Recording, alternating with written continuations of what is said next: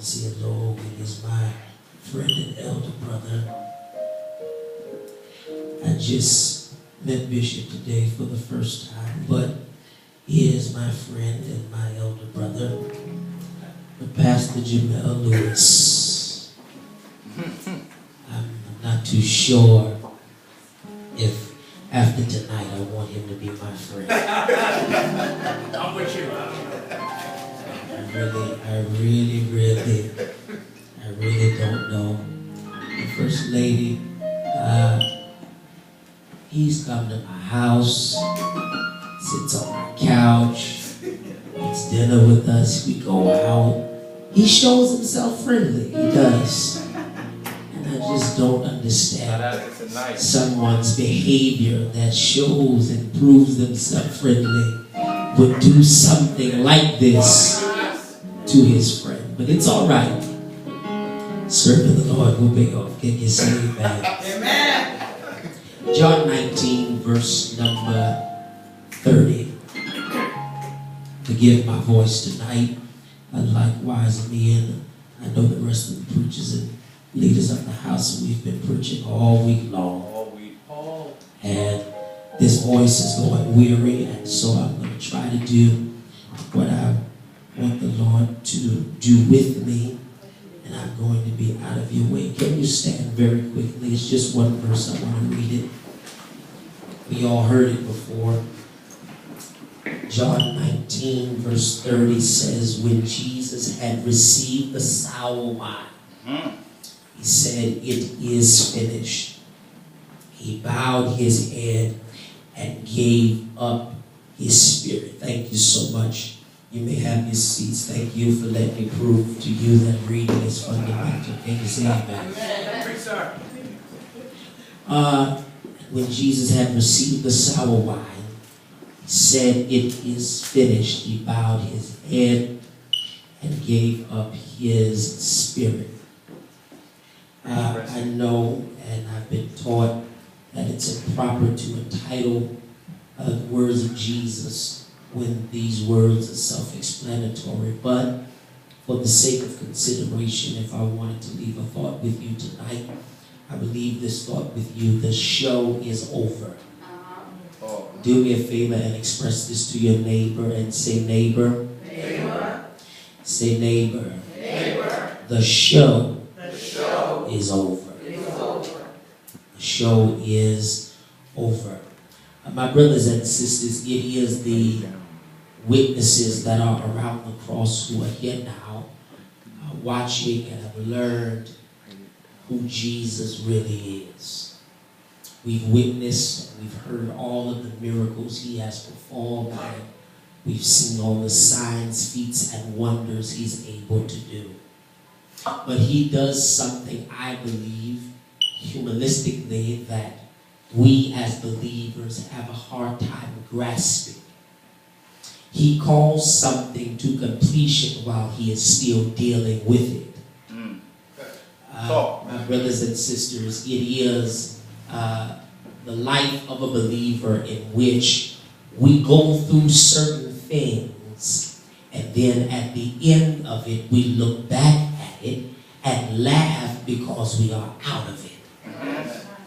But it is the life of Jesus that teaches us that before we can come out of it, we must learn how to confess that it is over while we're in it. Yes. That's a very good word. It is the words of Scripture that says life and death is in the power of the tongue. And so, my brothers and sisters, I believe tonight, theologically, that Jesus uses the words, it is finished, to pronounce to all that were watching, all that were alert as to what was going on at Golgotha, that he was not defeated. For you know, the Romans are the ones who Bishop have already explained to us that carried out the law in the crucifixion of Jesus. We know that it is the Sanhedrin Council who came together and conspired against Jesus to crucify him. We know all of the previous sayings the previous 5 sayings, he expresses the forgiveness of all sins of all the men who have done him wrong. He expresses the love and the gratitude to the thief that is next to him on the cross. He talks to John the beloved and gives a helping hand to his mother or woman, if you will, as the scripture states. Then he gives and says and speaks to the Lord. I believe in the writing, this 4th word that Bishop has preached and taught to us tonight, that when he cries out and speaks to God, this is the first time in the 7 words that he cries out.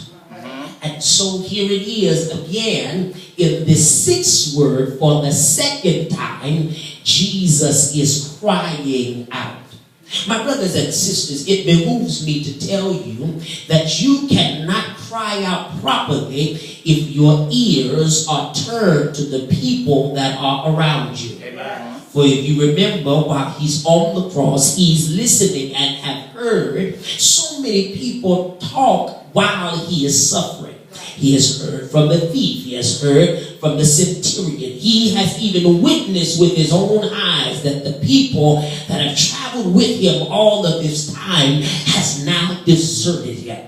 And so it is, my brothers and sisters, this question I raise to you: do I let my vision block what I know is coming, or do I let my ears open up to hear what is about to enter my spirit? For my brothers and sisters, we must remember that when he utters this word, it is finished. It bothers me, Minister Deshawn, because I would suggest to the writers that he should not have said it is finished as the 6th word, simply because he is still dealing with the crucifixion. If I was writing, if I were Jesus, I would have waited until the end to profess that it is finished. But Jesus does something that we as believers have a problem doing. He professes in the middle of the circumstance that it is over. I have completed the task while he's yet in the midst of it. My brothers and sisters, this paradox, if you will, that Jesus is living right now, he professes to everyone around him that the expiration date of his situation has now come. He professes to everybody around him that now, my brothers and sisters, he recognizes that his mortal life is coming to an end. Because those of you that do not know, and please remember that a mortal man, a normal man, a man of our flesh, takes a few days to die on the cross. But here it is, the sovereign God, the Yeshua Christos Messiah, he is now dying on the cross, and it's not a few days, but it is a few hours. Do you remember, my brothers and sisters, that while he is dying, there are a few things that take place.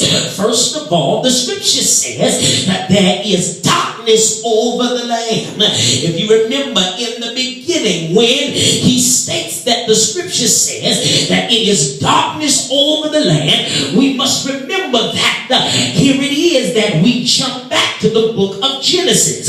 When you remember, it was the book of Genesis that recorded the first blackout that is known to man.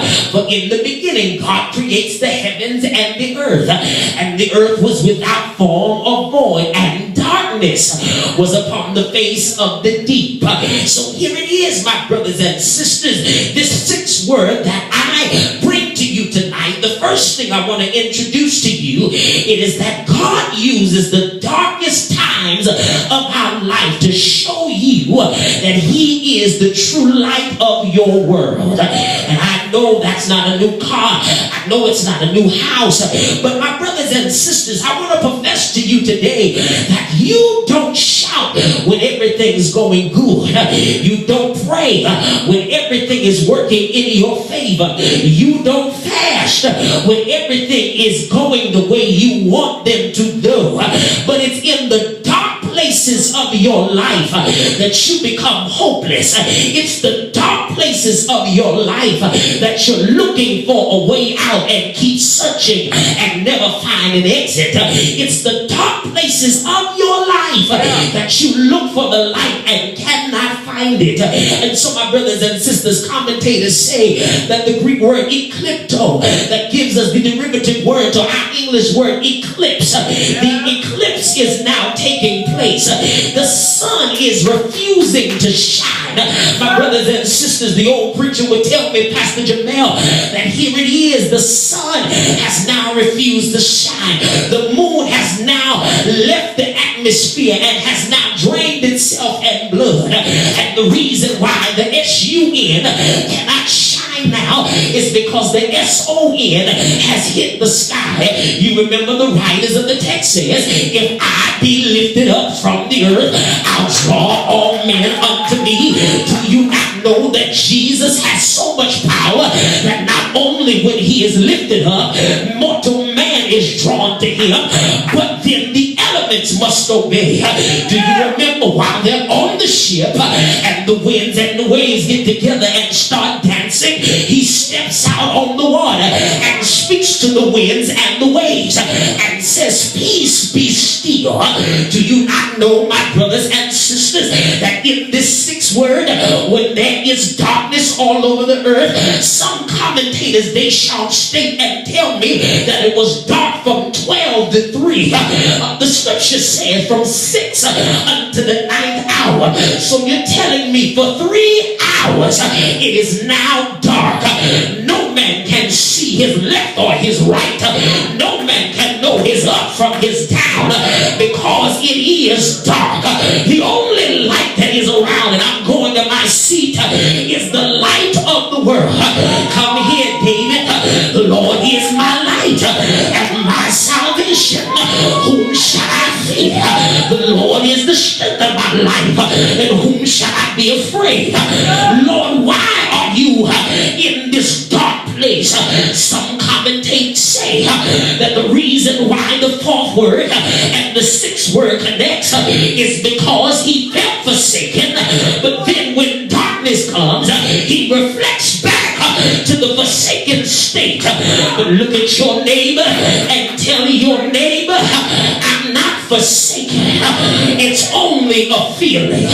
Can I tell somebody while I'm on your street, the reason why it may look dark, you let your eyes have a playground game with your perception in your spirit. All right, let me say it again. What your eyes show you may fool what's around you. All right, come here, Hebrews. Now faith is the substance of things hoped for, the evidence of things not seen.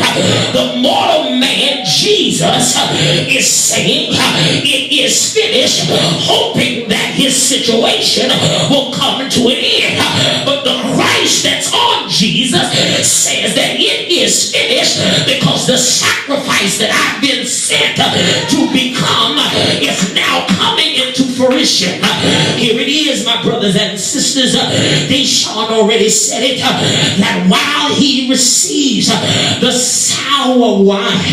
Now the first thing I will leave with you here, and thank you, Jamel, for inviting me. The first thing is you must remember that vinegar or sour wine is a healing agent. Those of you that don't know what high blood pressure is, high blood pressure is reduced with apple cider vinegar. For those of you that do not know that every preacher has experience losing their voice, and doctors would tell you to drink or gargle with salt. Doctors would tell you to get an antibiotic for a throat infection. But the reason why I'm driving down this street is because 3 weeks ago, Bishop, I lost my voice. I called my friend who's a registered nurse. I said, sis, I need to know what can I use to restore my voice.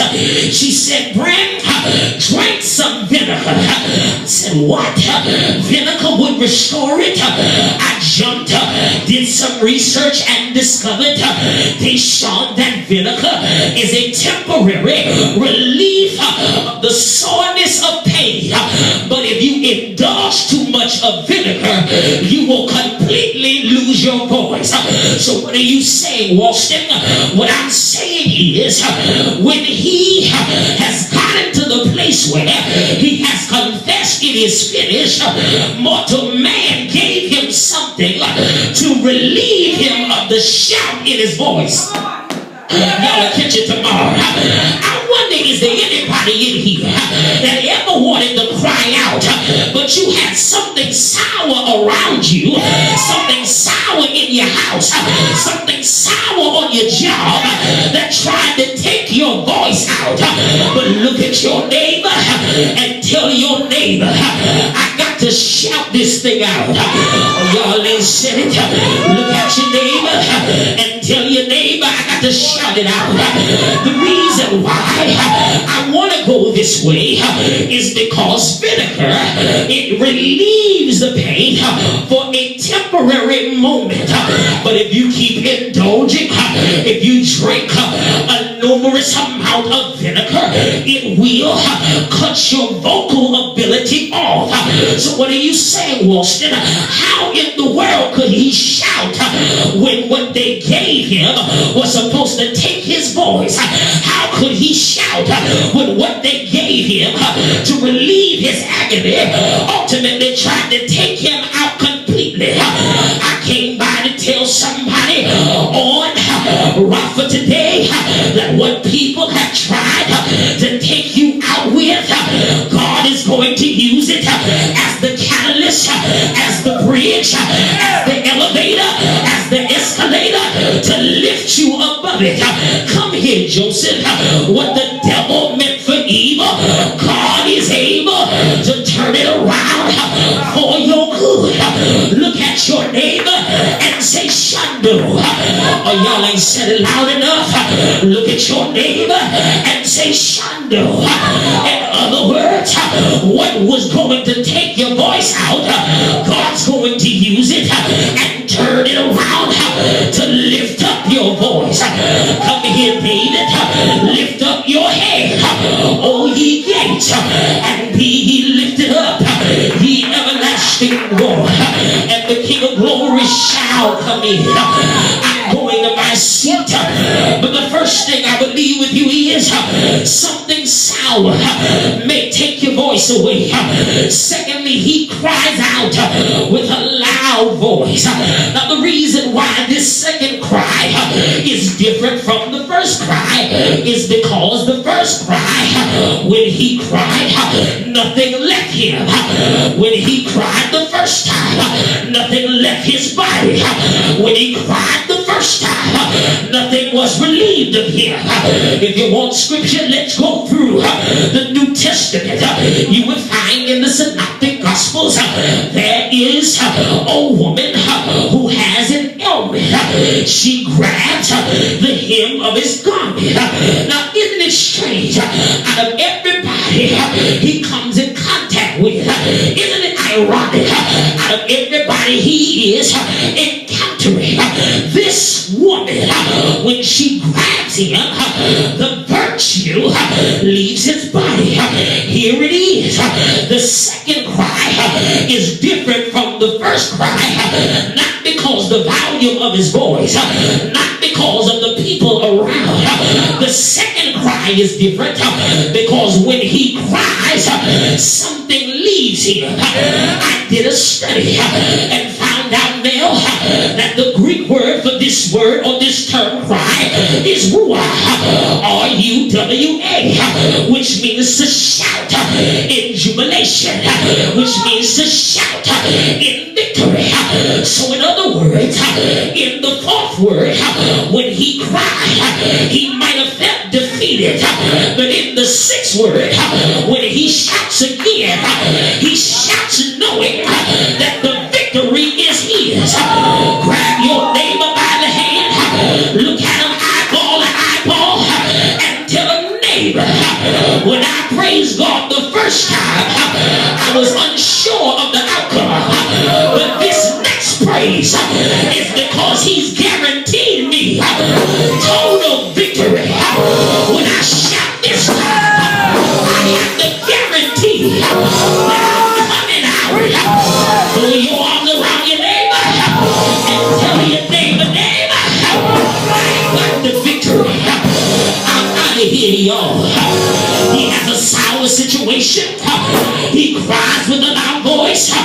But then finally, I did this. Finally, Jamel, he says, after receiving sour wine, after crying out with a loud voice, he does something in the latter clause of the 30th verse.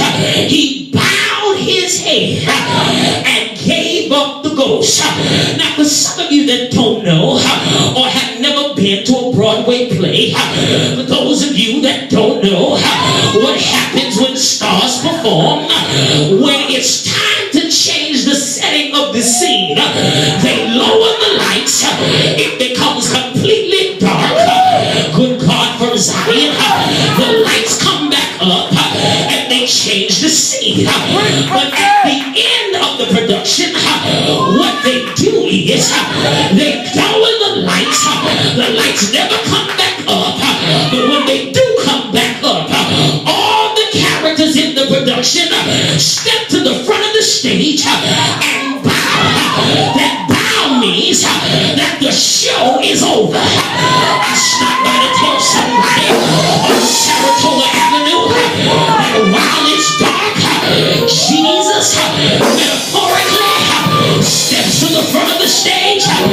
He bows to tell the Roman government that the show is over. He bows to tell the devil that you tried to kill me, but I'm coming back. He bows to say I'm not over, but in 3 days, y'all ain't helping me. Throw your arms around your neighbor and look at him in the eye and tell him, neighbor, I look done, but if I bow, I'm coming back. They should have never let him bow his head. They shone. Now I understand what the old preachers used to say. He dropped his head in the locks of his shoulder and he died. But I leave you here. When he bowed his head, he gave up the ghost. He gave up Numa. He gave up the Yahweh. He gave up the Ruach. What did he give up? He gave up the Holy Ghost. And when he gave it up, I suggest to you, and when he gave it up, it traveled from John and jumped to the book of Acts and said, and after that, the Holy Ghost has come upon you. He shall receive power.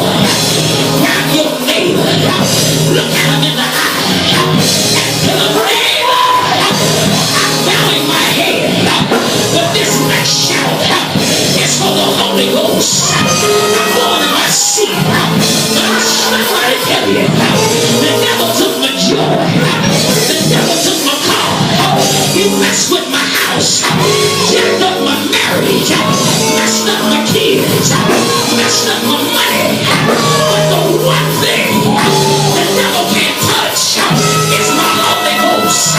The one thing the devil can't touch is the Holy Ghost. But when I get sick, the Holy Ghost kicks in and heals my body. When I'm down, the Holy Ghost kicks in and lifts me up.